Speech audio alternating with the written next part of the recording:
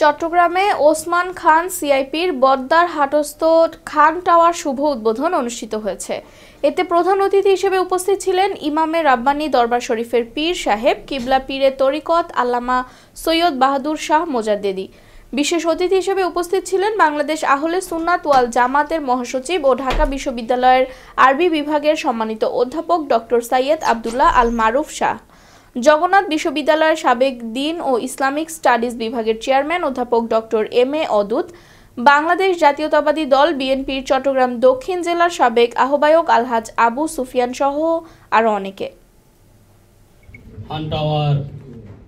উদ্বোধন অনুষ্ঠানে বিরহমাতিকা ইয়া আজিজ ইয়া গফফার ইয়া রহমান মহান আল্লাহ রাব্বুল আলামিনের দরবারে দোয়া করব এই সাহেবকে